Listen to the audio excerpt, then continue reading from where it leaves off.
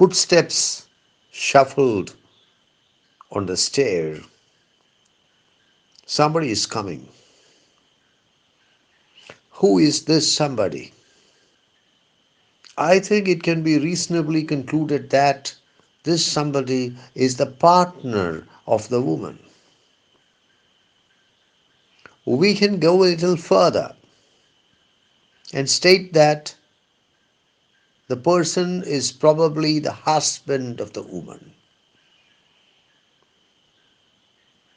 I think that this is a very reasonable conclusion.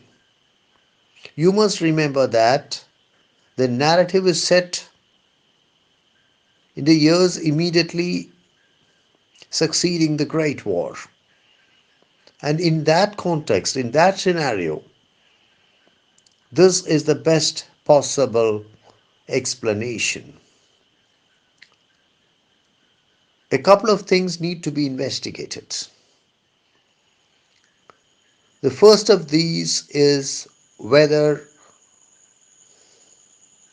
the dressing room is part of a flat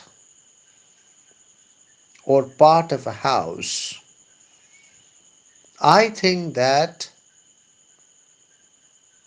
it is part of a house. There are two reasons for saying this. If it is a flat, it is unlikely that the footsteps should be heard from inside the dressing room. In a block of apartments, in a block of flats,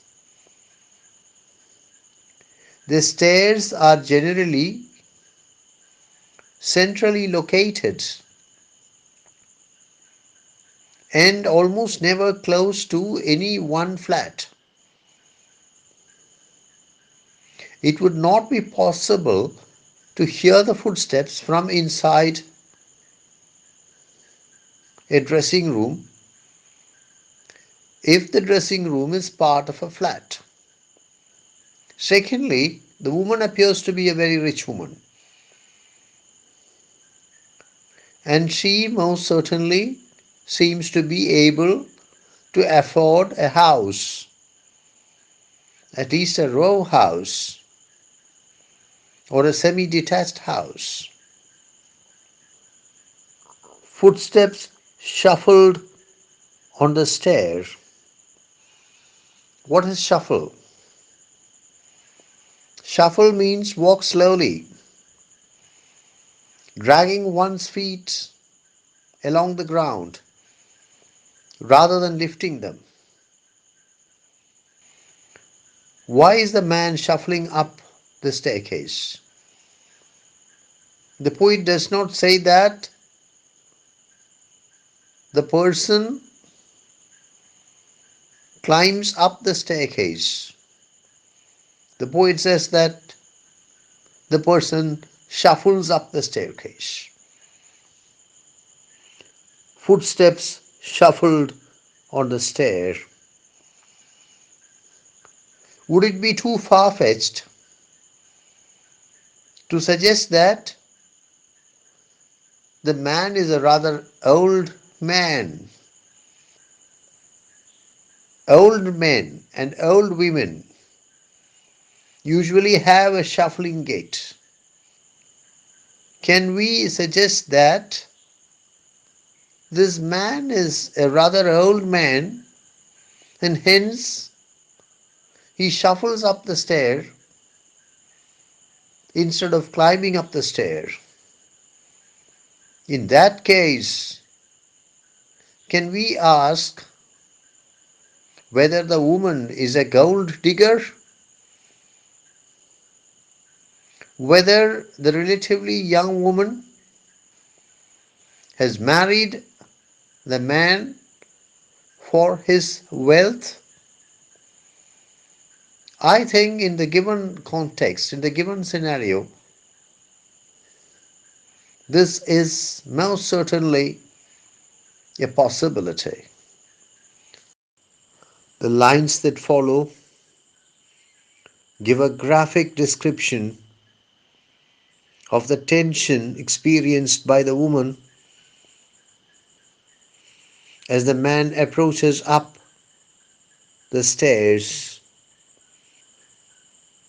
The firelight is the light from the fireplace.